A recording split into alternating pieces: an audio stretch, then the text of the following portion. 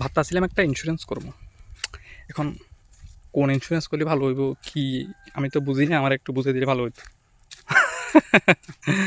না মানে যে পরিমাণ অ্যাক্সিডেন্ট হইতে আছে, কোন দিকে আমিও ফুটুস হয়ে যাই, মানে আমরা আর কি যারা ভদ্র আছি, আমরা যারা ভালো আছি, আমরা দেখি ভালো থাকতে দিব।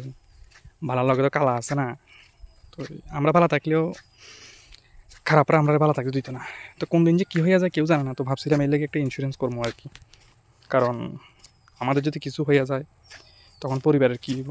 তখন আপনি কইতে পারেন যে পরিবারের লাগিয়া আমি মরি গেলে তো সব শেষ, তাহলে পরিবারের লাগে গেলে না, বিষয় সেটা না। বিষয় হচ্ছে আমরা কার জন্য করতেছি, আমরা তো আমাদের পরিবারের জন্য করতেছি না, পরিবারের জন্য করতেছি। তা আর তাছাড়া পুরুষ মানুষ তো নিজের জন্য করে না, পরিবারের জন্য করে। তো এর লেগে করতেছিলাম আর কি, কোনটা করলে ভালো হবে একটু জানাইন। আসলে এত মৃত্যু দেখছি বা এত মৃত্যু দেখতেছি প্রতিদিন, মানে নিজেই বুঝতেছি না আসলে আমাদের কি কোনো গ্যারান্টি আছে না। এটা কি কোনো জীবন হলো? কোনো জীবন না, এটা একদম ফালতু জীবন, কোনো গ্যারান্টি নেই জীবনের, আসলে কোনো গ্যারান্টি নেই। তো এত গ্যারান্টিহীন জীবন, কিছু হয়ে গেলে তো পরিবারের কী হইব না? পরিবারটা তো আমার, আমি তো আমরা তো পরিবার লাগে করতেছি না।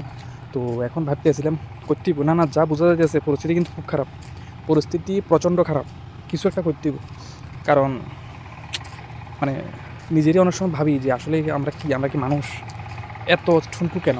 মানে পিঁপড়া, আমরা পায়ের নিচে কত পিঁপড়া পরি মারা যেতেছে না। তাদের জীবন আর আমাদের জীবন একই হয়ে গেছে এখন। হ্যাঁ, কোনো গ্যারান্টি নেই, কোনো গ্যারান্টি নেই, রাস্তাঘাটে বাড়লে কোনো গ্যারান্টি নেই। তো আমি অনুরোধ করবো সবাই একটা ইন্স্যুরেন্স করে রাখি, যাতে পরিবারটা অন্তত বাঁচে যেতে পারে।